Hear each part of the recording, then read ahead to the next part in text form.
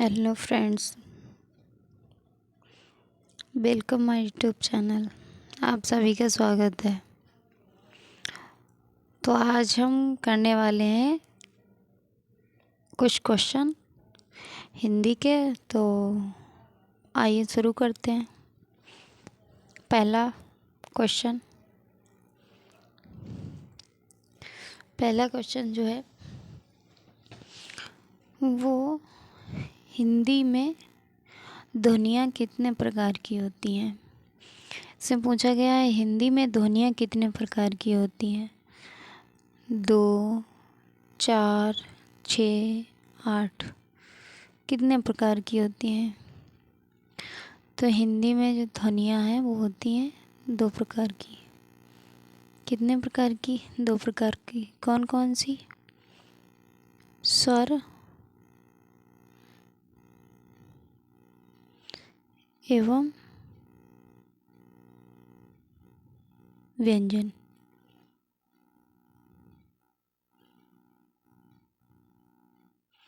स्वर एवं व्यंजन। व्यंजन जो स्वर जो है, स्वर वे शब्द होते हैं जो वे वर्ण होते हैं जो स्वयं बिना किसी अन्य की सहायता से बोले जा सकते हैं। और व्यंजन वो होते हैं जिनका उच्चारण जो है स्वरों की सहायता से होता है। तो आइए चलते हैं नेक्स्ट पे। Question number 2। क्वेश्चन नंबर 2 है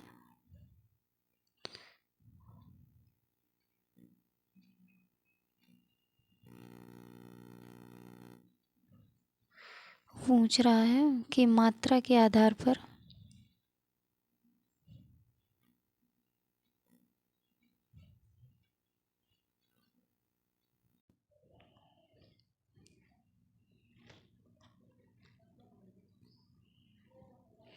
क्वेश्चन नंबर 2 कह रहा है, क्या पूछ रहा है?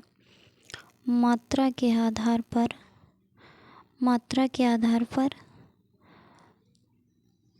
स्वर कितने प्रकार के होते हैं। मात्रा के आधार पर स्वर कितने प्रकार के होते हैं। तो 2, 3, 4, 5 कितने आधार प्रकार के होते हैं। मात्रा के आधार पर स्वर कितने प्रकार के होते हैं। मात्रा के आधार पर जो है वो स्वर होते हैं 2 प्रकार के। कितने प्रकार के? 2 प्रकार के। 2 प्रकार के कौन कौन से होते हैं? ह्रस्व स्वर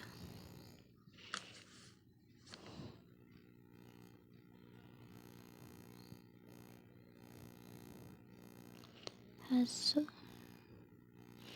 स्वर। नंबर 2 दीर्घ स्वर। दीर्घ स्वर। दीर्घ स्वर में कौन कौन से आते हैं? आ, ई, उ, ए, ओ, औ। और ह्रस्व स्वर में आ, ई, उ, री। आ, ई, उ, री इसमें ह्रस्व स्वर में आते हैं। दीर्घ स्वर में आ, ई, उ, ए, ओ, औ। चलते नेक्स्ट पे। Question number 3। क्वेश्चन नंबर 3 में क्या पूछा है? जीहा के आधार पर स्वर कितने प्रकार के होते हैं। जिया यानी जिह्वा।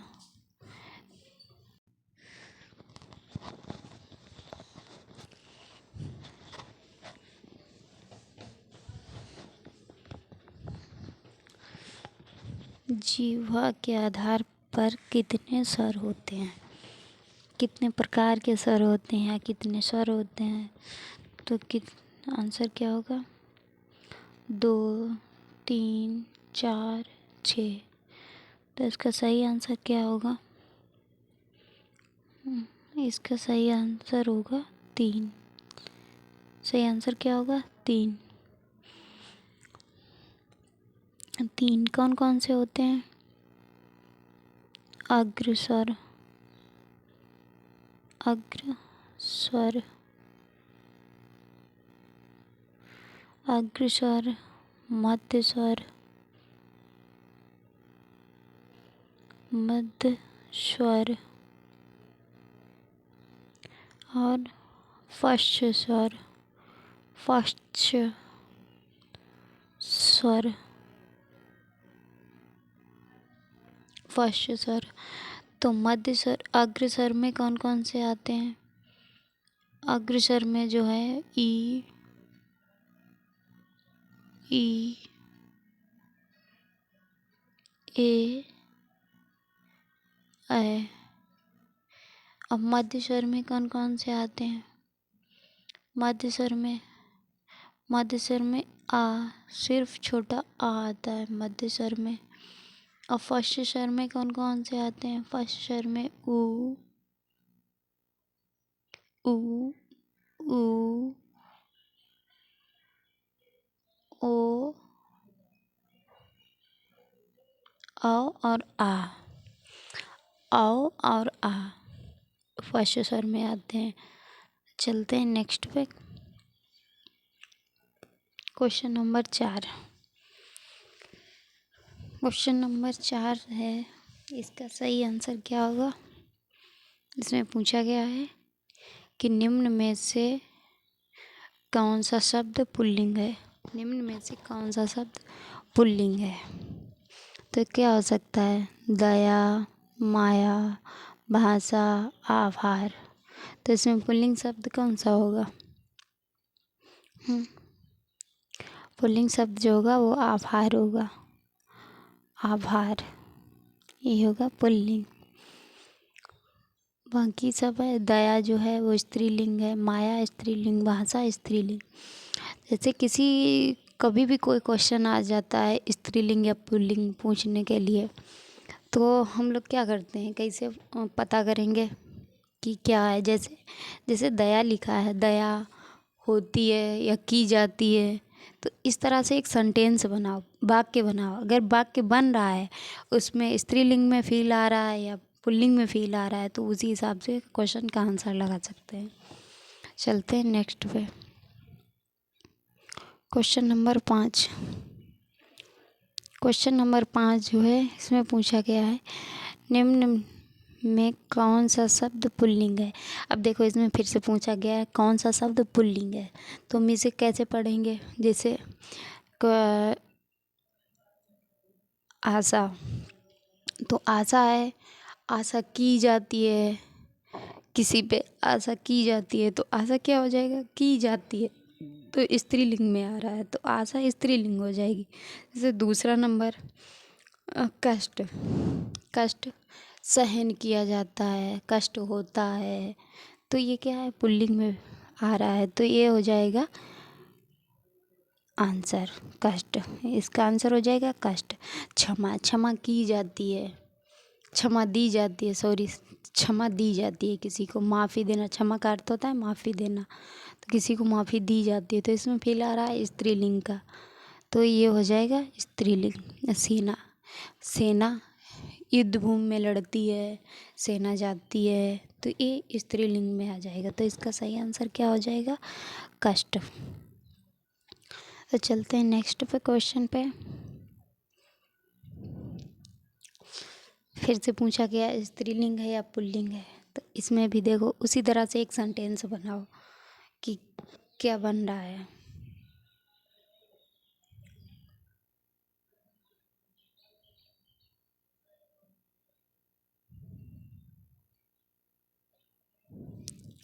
निम्न में से कौन सा शब्द स्त्रीलिंग है? इसमें पूछा गया निम्न में कौन सा शब्द स्त्रीलिंग है? विवाद, सार, यहाँ पे क्षमा नहीं, रूप, रूप होना चाहिए, रूप, गलती से टाइपिंग मिस्टेक हो गई। रूप और आय, तो रूप होता है, सार फैला हुआ सार, विवाद, कोई विवाद होता है किसी से, तो इसका आंसर जो हो जाए आय। आय, आय खर्च की जाती है, आय जो है वो खर्च की जाती है, तो आय किस में आ जाएगा? स्त्रीलिंग में। बाकी विवाद, सार, रूप ये किस में आ जाएंगे? पुल्लिंग में। तो चलते हैं नेक्स्ट क्वेश्चन पे। फिर से आ गया वही स्त्रीलिंग और पुल्लिंग वाला। निम्न में से कौन सा शब्द स्त्रीलिंग है? इसमें पूछा गया निम्न में से कौन सा शब्द स्त्रीलिंग है? ग्रह, चंदन, पत्ता, सवा। अब इसमें क्या होगा स्त्रीलिंग? घर, ग्रह का मतलब घर, चंदन का पेड़, पत्ता सूखा पत्ता होता है, पेड़ में पत्ता लगता है। सवा जो है वो स्त्रीलिंग है, सवा बुलाई जाती है, सवा बैठाई जाती है, तो क्या हो जाएगा? सवा है जो अपना आंसर हो जाएगा। चलिए चलते हैं नेक्स्ट क्वेश्चन पे। क्वेश्चन नंबर 8 जो है पूछा गया है कि संधि कितने प्रकार की होती हैं? संधि कितने प्रकार की होती हैं? तो संधि कितने प्रकार की होती हैं? 2, 3, 4, 6। संधि कितने प्रकार की होती हैं तो पूछा गया है, तो इसका आंसर क्या हो जाएगा? इसका आंसर हो जाएगा 3। संधि 3 प्रकार की होती हैं। कौन कौन सी होती हैं? स्वर संधि,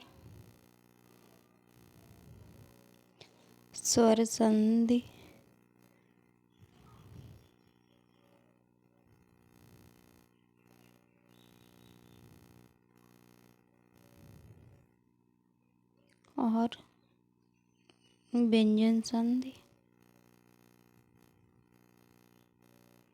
व्यंजन संधि। और होती है एक विसर्ग संधि।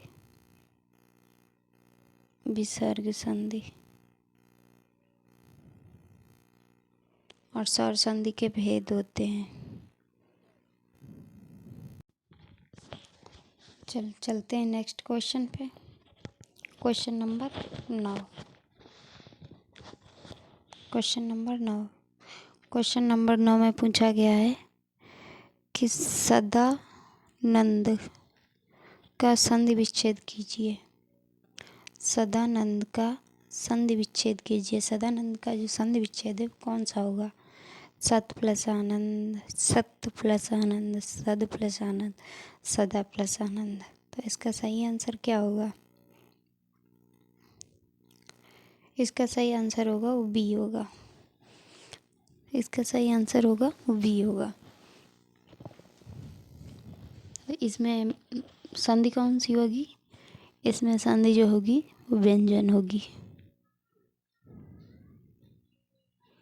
इसमें संधि जो होगी वो व्यंजन होगी। व्यंजन संधि।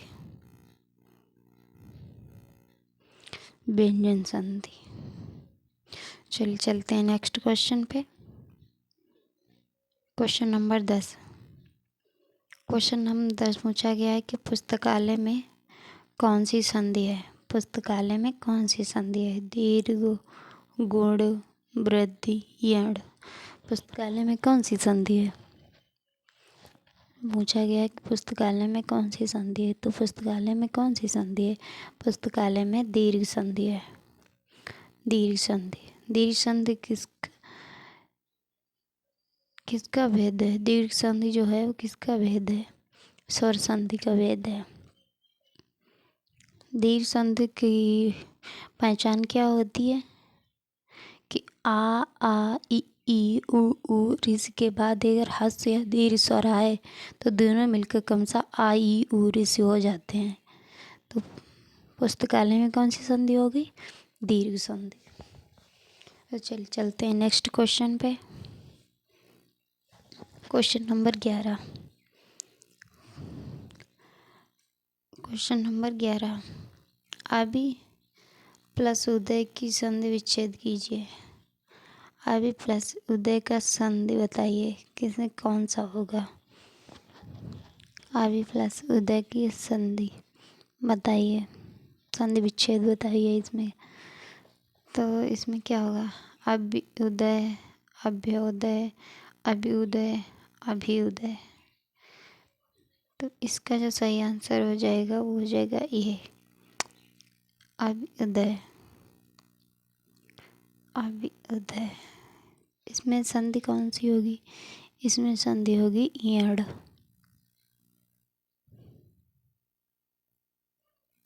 इसमें कौन सी संधि होगी? इसमें जो संधि होगी वो होगी इयड़ संधि। कौन सी संधि होगी? इयड़,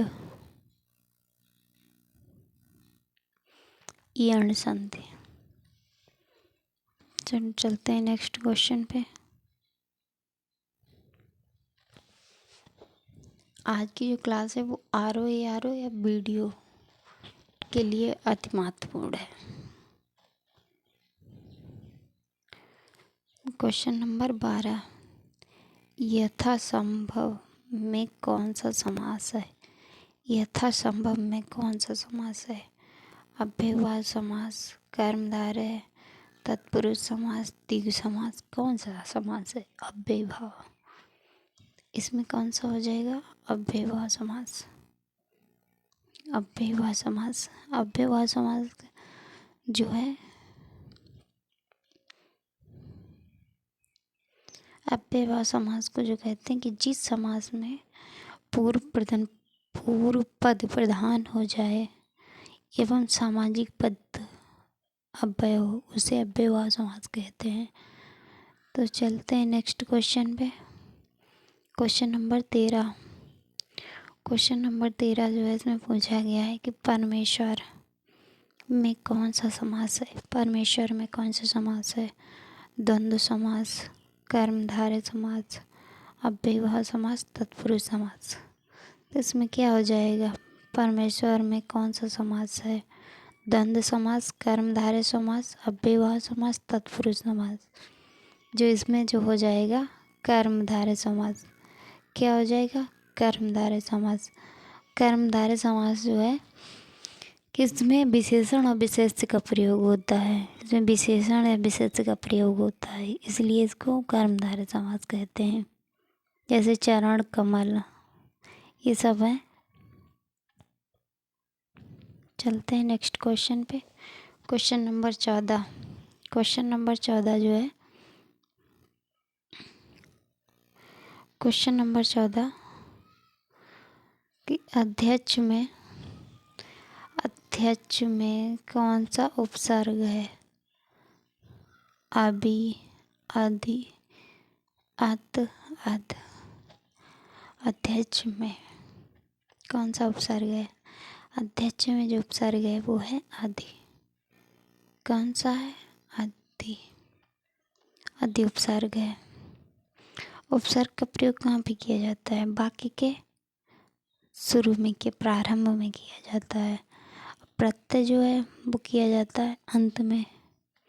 तो चलते हैं नेक्स्ट क्वेश्चन पे। Question number 15। क्वेश्चन नंबर 15 पूछा गया है कि संग्राम में उपसर्ग है। संग्राम में उपसर्ग है। कौन सा उपसर्ग है? सन, सम, सा, सत।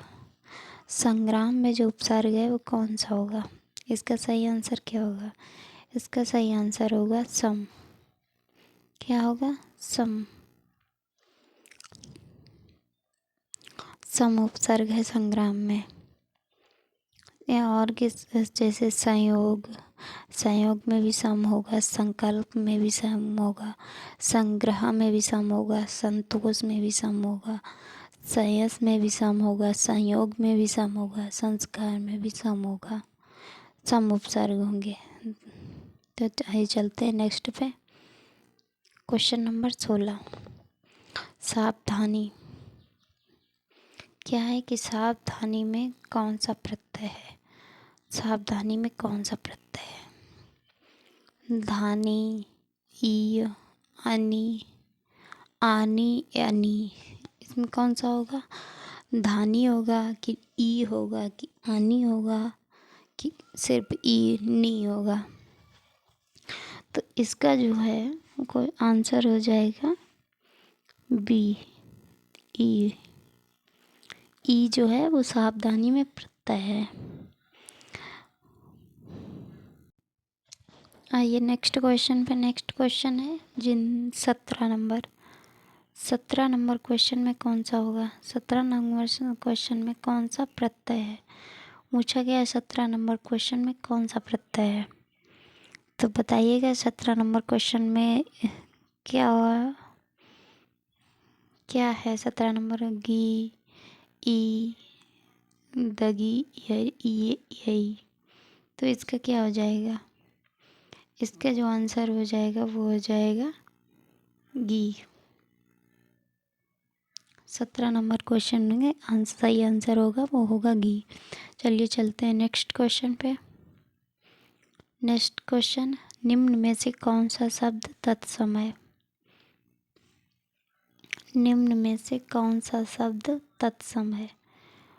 प्रिय, प्रिया, मोर, चार।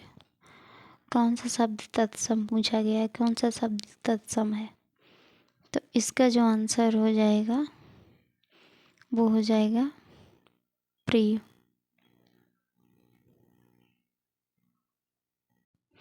इसका जो सही आंसर होगा वो प्रिय होगा। जैसे मोर का तत्सम क्या होगा? मोर का तत्सम होगा मयूर। क्या होगा मोर का तत्सम? मयूर। चार का तत्सम क्या होगा? चत्वार, चौहत्तर। पिया का क्या होगा? प्रिया, प्रिया होगा। तो चलते हैं नेक्स्ट क्वेश्चन पे। Question number 19। इसमें क्या पूछा गया? इसमें पूछा गया है निम्न में से कौन सा शब्द तत्सम नहीं है?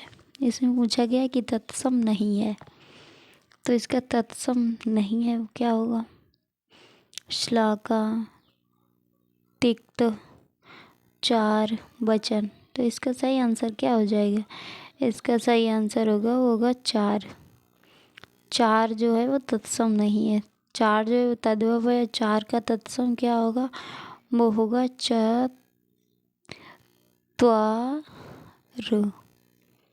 ये चार का तत्सम है। तो आइए चलते हैं नेक्स्ट क्वेश्चन पे। Question number 20। क्वेश्चन नंबर 20 जो है क्या पूछा है कि निम्न में से कौन सा शब्द विदेशी है या विदेशज है? विदेशी शब्द से लिया गया है, विदेशी भाषा का है। तो इसका क्या आंसर होगा? रिक्शा, जूता, तेंदुआ, नब। तो इसका क्या होगा? इसका जो हो जाएगा रिक्शा। रिक्शा जो है वो जापानी शब्द है। कौन सा शब्द है? जापानी, जापानी शब्द है। और जूता और तेंदुआ जो है वो देशज शब्द हैं, देशज। और नव जो है वो है तत्सम शब्द। क्या है? तत्सम। चलते हैं नेक्स्ट क्वेश्चन पे। Question number 21।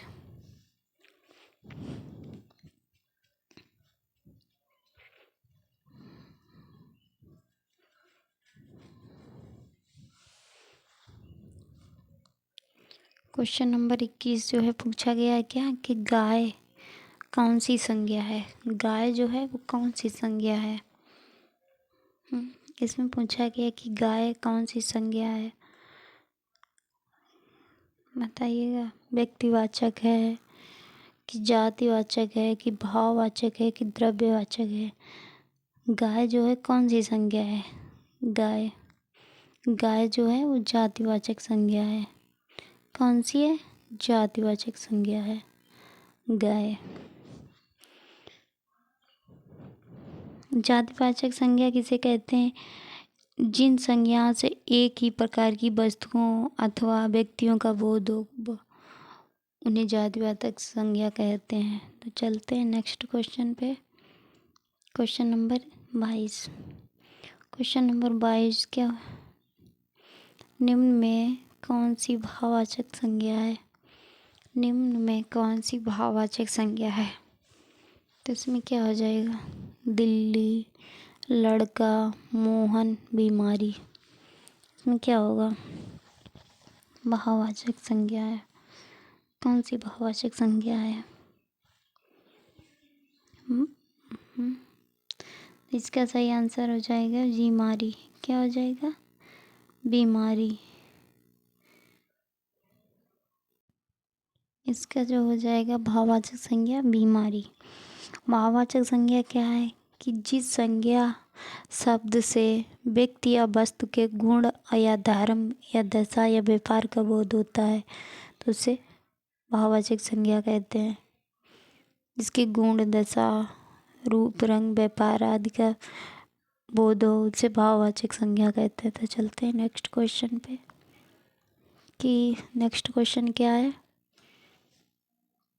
Question number 23। Hindi में कुल कितने सर्वनाम हैं?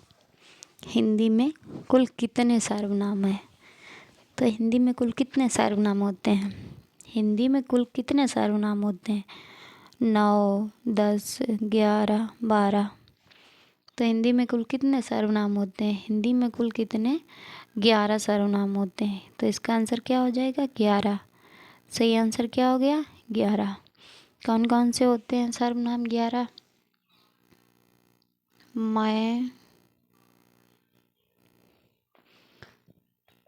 तू, आप, यह, वह, जो, सो, जो, सो, कोई, कोई, कुछ, कौन, क्या। क्या है ये? ये सर्वनाम है। मैं, तू, आप, यह, वह, जो, सो, क्या, कोई, कुछ, कौन। कितने सर्वनाम होते हैं? 11 सर्वनाम होते हैं। चलते हैं नेक्स्ट क्वेश्चन पे। सर्वनाम के कुल भेद होते हैं। इसमें पूछा गया है कि सर्वनाम के कुल कितने भेद होते हैं। Question number 24। सर्वनाम के कुल कितने भेद होते हैं? कितने भेद होते हैं सर्वनाम के? 5, 6, 7, 8। कितने भेद होते हैं? 6 भेद होते हैं। कितने होते हैं? 6। 6 कौन कौन से होते हैं? पुरुषवाचक सर्वनाम,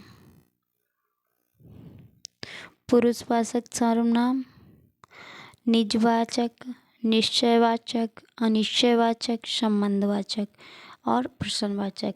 देखो, पुरुषवाचक, निजवाचक, निश्चयवाचक, अनिश्चयवाचक, संबंधवाचक, प्रश्नवाचक। कितने हो गए? 6। चलो चलते हैं नेक्स्ट पे। Question number 25। क्वेश्चन नंबर 25 है, क्या पूछा है?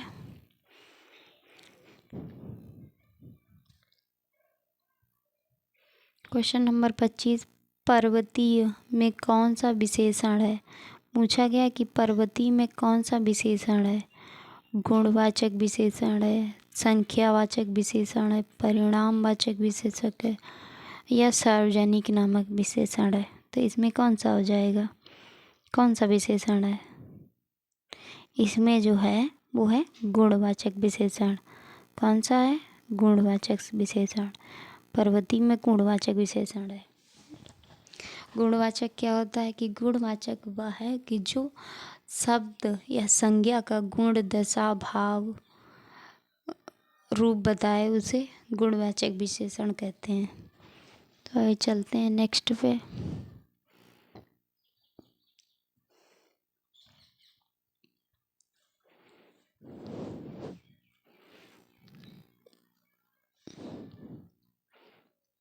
क्वेश्चन नंबर 26 पूछा है, कौन सा शब्द अनेक का पर्यायवाची है?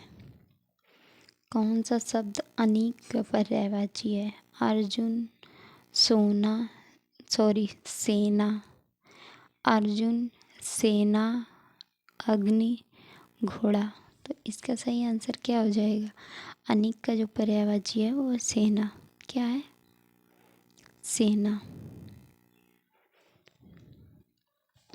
अनीक मीन्स होता है सेना, कटक मीन्स सेना, अन मीन्स सेना, चमू मीन्स सेना, दल मीन्स सेना, सैन्य मीन्स सेना, बहानी मीन्स सेना। तो ये सब सेना के पर्यायवाची हैं। चलते हैं नेक्स्ट पे। Question number 27। क्वेश्चन नंबर 27 जो है वो पूछा गया है कि कपड़ा का पर्यायवाची शब्द है। कपड़ा का पर्यायवाची शब्द है। तो इसमें कपड़ा का क्या पर्यायवाची शब्द है? चलन, वसन, गगन, जंगल। क्या है इसमें कपड़ा का पर्यायवाची? तो कपड़ा के पर्यायवाची है इसमें वसन। वसन जो है वो कपड़ा का पर्यायवाची है। तो इसका सही आंसर हो जाएगा वसन।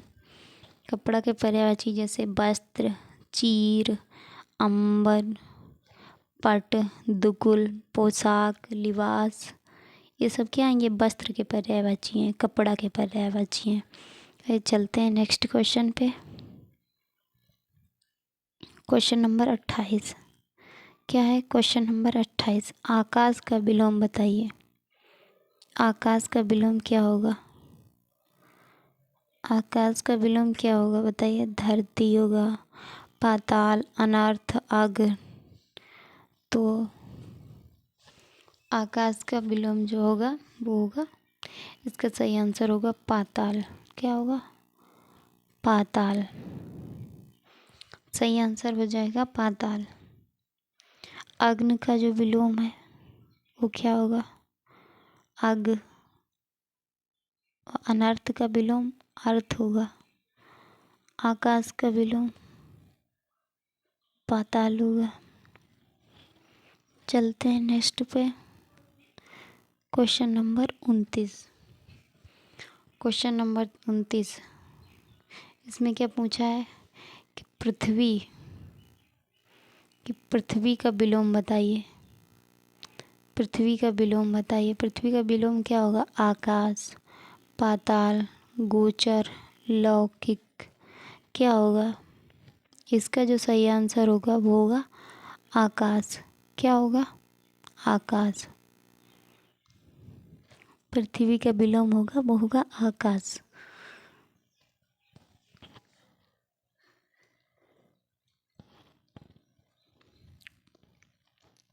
लौकिक का विलोम क्या होगा? लौकिक का विलोम होगा अलौकिक। और गोचर का विलोम क्या होगा? अगोचर। चलते हैं नेक्स्ट पे। क्वेश्चन नंबर 30 आज का लास्ट क्वेश्चन। अभय, उभय शब्द युगम का सही अर्थ बताइए। अभय और उभय शब्द युगम का अर्थ, सही अर्थ क्या होगा? निर्भय, दोनों, हवा, अग्नि, पढ़ना, पढ़ाना, दोनों, निर्भय। क्या होगा इसका? इसका जो सही आंसर होगा वो हो गया निर्भर। निर्भय और दोनों। अभय का अर्थ होता है निर्भर, उभय का अर्थ होता है दोनों। तो ये था आपका लास्ट क्वेश्चन। आप सभी को धन्यवाद, थैंक यू। और लाइक, शेयर, कमेंट और साथ में सब्सक्राइब ज़रूर करें।